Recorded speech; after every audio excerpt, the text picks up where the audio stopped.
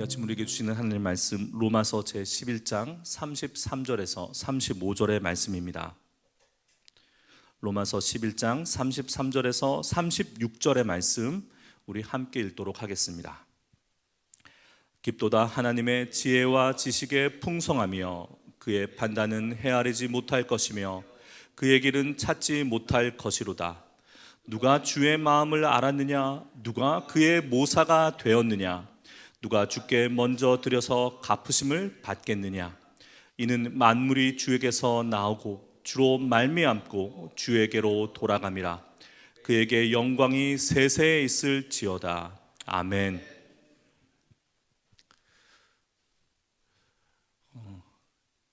이른 여름 더위가 대단합니다. 오늘 새벽에도 어제 달구어진 그 더운 공기가 여전한 것 같아요. 여러분 모두 시작된 여름, 올 여름 건강하게 나시기를 축복합니다. 깊도다 하나님의 지혜와 지식의 풍성하며.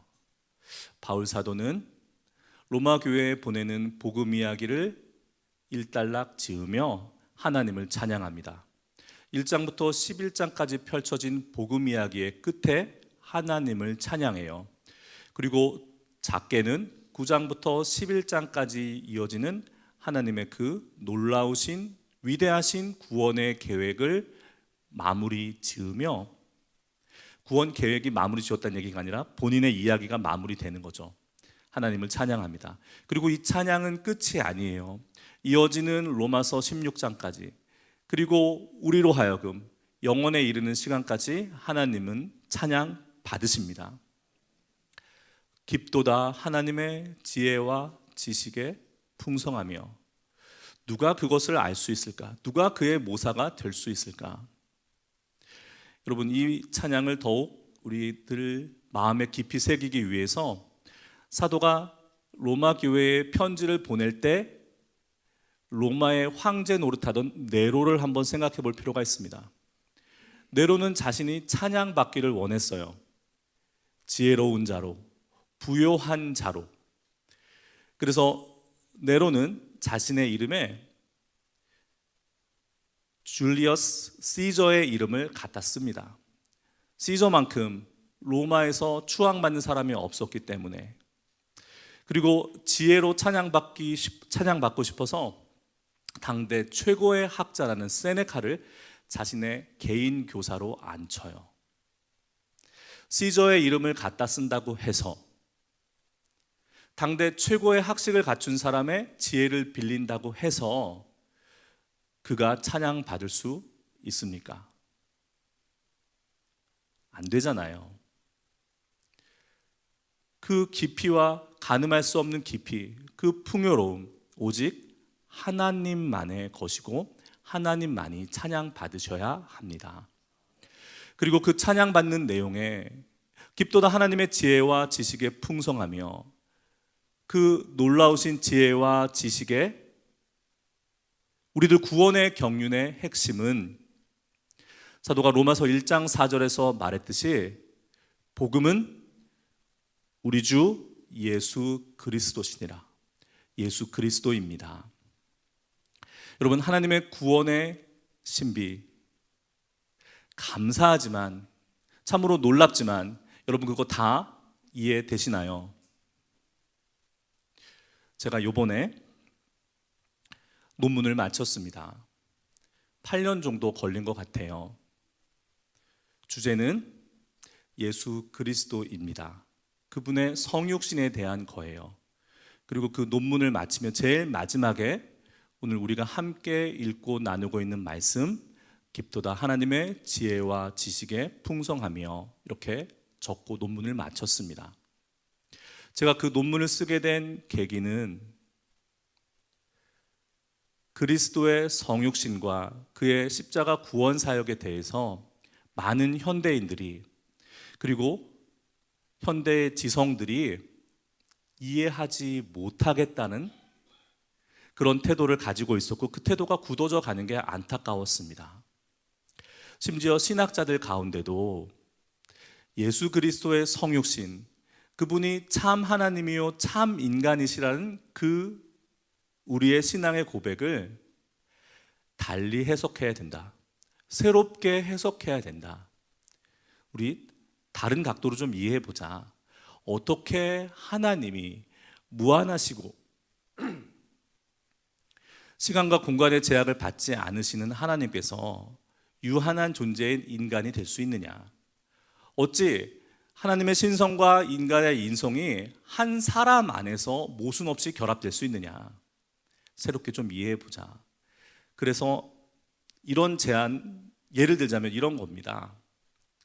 하나님의 성육은 맞는데 하나님의 모든 것이 그 안에 계신 것이 아니라 하나님의 속성 가운데, 성품 가운데, 이를테면 아가페, 하나님의 사랑이 예수 그리스도 안에서 성육한 것 정도로 이해하자. 저는 받아들일 수가 없었습니다. 그리고 그들을 향해서 우리의 신앙을 변증할,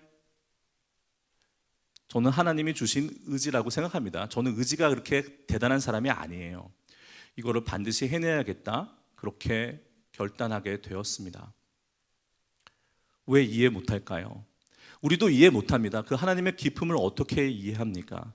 예수 그리스도의 그 하나님이 사람 되심의 신비를 어떻게 우리가 다 이해할 수 있겠습니까? 그런데 참으로 놀라운 것은 우리는 그것을 믿습니다. 신앙은 참 그래서 놀라운 것 같아요. 믿기 때문에 알게 되는 거지 알기 때문에 믿는 것이 아닙니다. 여러분 한번 비교를 해보십시오. 하나님의 그 놀라우신 구원의 경륜의 기품을 한번 비교를 해보십시오. 성육신을 하나님이 이 땅에 오시는 방법이다, 하늘과 땅이 겹쳐지는 경위이다, 이렇게 표현하는 것과 어떻게 하나님이 사람이 되실 수 있느냐, 서로 모순되는 두 속성이 어떻게 하나의 인격, 위격 안에서 연합할 수 있느냐, 두 가지 중에 어떤 것이 하나님의 그 구원의 놀라우신 경륜을 잘 담아내는 인간의 말이라고 생각하십니까? 그리고 어떤 것이 나의 구원, 나의 영원까지 이르는 시간을 인도하는 말씀이라고 생각하십니까? 여러분, 하나님은 예수 그리스도를 통하셔서 우리를 구원하셨어요. 예수 그리스도, 그분을 알자, 그분을 깊이 알자. 이것이 믿은 이후 우리가 걸어갈 복된 신앙의 여정입니다. 때로는 질문이 있을 수 있어요. 질문하셔야 됩니다. 목회자들은, 신학자들은 그 신앙인들의 질문에 답해야 해요.